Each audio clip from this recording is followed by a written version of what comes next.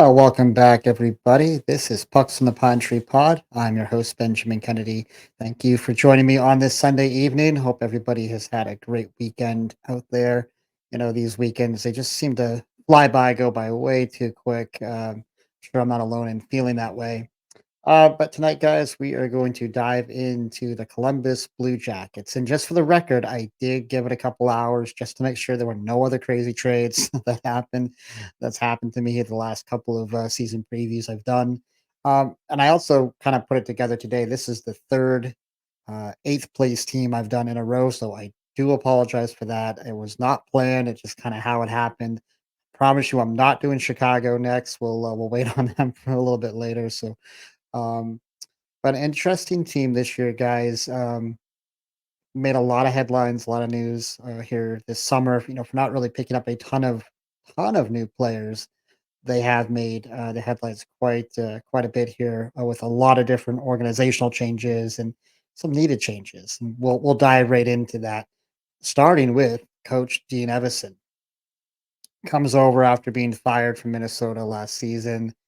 He has coached in a total of 251 games with a 147, 77, and 27 record, good for 639 winning percentage. So very, very good percentage there. No playoffs in that time in Minnesota, not as great. 8-15 record, only a 348 winning percentage. Was never able to get the Wild out of the first round. Not sure how much of that is coaching or just situational with what the Wild were going through and what they were facing, but good hire, I think, for the team. Of course, we know that Woodcroft and McClellan were both strongly considered. I think McClellan was really strongly considered for the role. By end of the day, they go with Everson as what they say is the best fit for their team, their club. We'll talk a little bit more about him later, but I do think it's a really good hire and a good direction for the club. Salary cap, they still are working with just under 16 million left to spend, 15.95 according to Puckpedia as of tonight. Their active roster is full, but they do still have seven more contracts they can sign kind of organizationally. So they can always pick up some more guys for their American League club or some two-way contracts, whatever it might be. They have plenty of room to work with there. This season, they did have the number 4 overall draft pick following up from the year prior where they had number 3. They do take Caden Lindstrom, very young, very exciting center. Last season in the WHL, he had in 32 games, 27 goals and 19 assists for 46 points, so well over a goal or a point per game player. Very exciting kid. We know that Celebrini is going to get a lot of the love, from this draft. But Lindstrom, I think, another one really to watch. Not really sure where he's going to play if he's going to make the team this year. I'm not as close to it as maybe others out there, but long term, I think this is a really um, important kid to watch and keep our eyes on. So. A couple of good, after getting Fantilli last year, Lindstrom this year, I think they're setting themselves up really, really nice in their forward group. So as we turn the clock back just a few months and go back to the 23-24 season, not a great one for this team. 27, 43, and 12, 66 points, 8 in the Metro Division, and of course they missed the playoffs. Um, we know the mess they went through last year with Mike Babcock and the whole debacle of him getting hired in the first place, which I thought was just completely egregious. To how he is kind of let go or walks away and they throw their assistant there into the group. They deal with a ton of injuries throughout the year. It just was a mess from the get-go. Never really had a chance, in my opinion. And I'm not even sure with Babcock if, let's say, he stayed or he worked out, really what this team was going to do. It would have taken a lot more from guys like Patrick Laine, who obviously didn't do much last year. And we'll talk more about guys like Johnny Gaudreau and other things that happened last year. It just didn't leave this team in a very good position. So um, the fact they got 66 points might be actually a little bit surprising when you look at all that. And then their goaltending, not great either. So we'll talk more about that too. Team stats, goals for, goals against. They were a minus 64 on the season. They were 25th in goals for at 2.85 and 31st in the league for goals against at 3.63. So again, when those numbers are out there, you're going to do a lot of losing. Power play was not great, 31st in the league at 15.1%. Going to be something that they will have to improve on as we go. And penalty kill, 76.3%, 26 in the league. And then face-off circle, 27 at 47.2. So from a metrics perspective, it kind of matches their results. It was not good. A lot of room for improvement up and down this lineup. When we look at their core skaters coming back, start off with Johnny Gaudreau. Not a hard one to start with here. He's the guy that, of course, signed the big money contract there a couple of years ago, coming out of Calgary. Um, 81 games last year for him, 12 goals, 48 assists, 60 points, $9.75 million cap hit. That runs through 2029. So, no question, maybe a little bit of a lightning rod type player for Columbus fans, but I think more is expected, and I think there is more in his game to be had. Captain Boone Jenner last season, 58 games, 22 goals, 13 assists for 35 points. The young Adam Fantilli played 49 games, 12 goals, 15 assists for 27 points. Still only 19 years old. Defenseman Zach Werenski played in 70 games, 11 goals, 46 assists, 57 points. This guy just needs to stay healthy. He played 70 last year, but I think the year before he missed. If I had to go back and like think almost the bulk of the season or all of the season, a couple years ago. So the guy just has to stay healthy. He's too important to this team to be missing, significant time. Um, the young Kirill Marchenko last season forward played 78 games, 23 goals, 19 assists for 42 points. He's really starting to emerge the last couple of years, 24-year-old kid. So another exciting one there to watch. And then recently re-signed Cedric Cole Sillinger. 21-year-old player played 77 games last season, 13 goals, 19 assists for 32 points. Another kid that should be kind of emerging now from this group.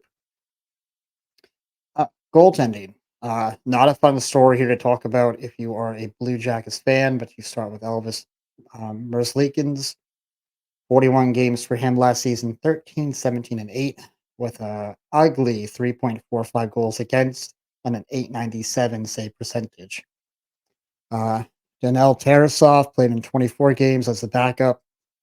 8, 11, and 3 for him, 3.18 goals against, and a 908 save percentage. So not much better. And then Jack Reeves did get into 9 games in the net, had a 3-6 record, 3.44 goals against, and a 912 save percentage. So this is clearly a major question mark for the team this season. Not a spot where they were really able to improve in free agency. Um, with that cap space, we'll see if this is maybe a down the road something they can work on, something they can maybe make a trade, or but clearly they're going to have to do something unless one of those three guys can catch fire. Until you fix that, I think going to be an uphill climb for you. They did on July 1st bring in free agent Sean Monahan, which I thought was a really really good get. Last season between Montreal and Winnipeg, 26 goals, 33 assists for 59 points. He really kind of reemerged in his career. This is the guy that dealt with a lot of injuries, was maybe thought to be done completely a couple years ago, and really rebounded last year. Trades Gets traded to Winnipeg from Montreal, and now ends up in Columbus. So I think he's going to fit in really really nicely with all these other young players, and should be a really good fit there for sure. They do also sign defenseman Jack Johnson, and then, of course, the trade for Jordan Harris, defenseman out of Montreal, part of the Laine trade. And then forward Dylan Gambrell was also signed there with the team. Not to mention, the change with Don Waddell and Dean Evison both coming in. I think we'll talk again about those guys in a second, but um, add them to the free agent list too. I think they're really really important. Departures, you had Alexander Texier, forward out the door, defenseman Jake Dean, and of course the aforementioned Patrick Laine. Like we talked about earlier, after that complete coaching debacle last summer between the mess with Babcock and throwing Pascal Vincent to the Wolves, the overall management changes that we talked about just a moment ago are just a welcome sign for this organization. um, I do believe that bringing in Waddell as the president and GM and the new head coach, Dean Evison, are probably the most significant free agents, changes to the club. No offense, Monahan, but these guys, it's exactly what you needed from kind of a structural perspective for an organization. If I had the team I have, or if I had the team that Columbus has, I should say, with those number of young players and over 50 million in cap space, I could not handpick a better person to entrust than Don Waddell. His track record speaks for itself, and I don't think it'll take him long to get the Jackets back into playoff form and playoff contention. Everson, he's going to bring energy. He's going to bring accountability to this team, along with some of the best grumpy faces you're going to see around the league. This guy has the best grumpy old man hockey face you're going to find. It is just hilarious. I love it every time I see it. But all joking aside, he's been very successful during his run there in Minnesota. And I feel his voice and demeanor is really going to fit in well with this roster and the makeup of this roster.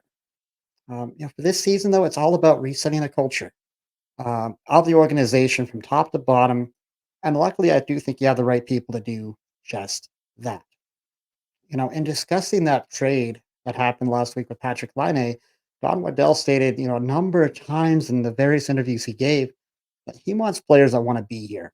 Now with Laine out the door, you hope that culture can start to improve along with the results improving, and with all that happening, hopefully that'll just attract more free agents to want to come and sign and stay in Columbus. With the money they have to spend, this will be very, very important moving forward for this team. You know, Beyond that, you want to see that continued development from these young guys. We just listed off a bunch of these guys and their ages. They are loaded with young talent. Fantilli, Sillinger, Marchenko, Yegor Chinnikov, Ken Johnson, just to name a few. It's a big part of your core moving forward. And there's a lot of room for growth and development, in that mix. We know that Marchenko has taken some steps. I think there's a lot more for Fantilli and Sillinger to do. Ken Johnson was a little up and down last season. I think more was expected out of him. But, you know, I think now with good coaching behind you and all these kids having another year under their belt, going to be a lot of fun to watch. You know, Obvious point coming here, guys. If this team is going to make any sort of push in the standings this year, a big year will be needed out of Johnny Gaudreau. Since signing there, the numbers have been less than optimal and not close to what they were in Calgary. Between him and other vets like Jenner and Warinsky, they're going to have to do the heavy lifting to give these young guns kind of that chance to get that experience, get that ice time, to get their games going. I do think though that the best case scenario for this team is that can you hang on around that playoff, that wild card race long enough to allow Waddell to justify making additions to the team at the deadline. You know, that's I think best case scenario. However, I just don't see how they can move up too far in this metro this year.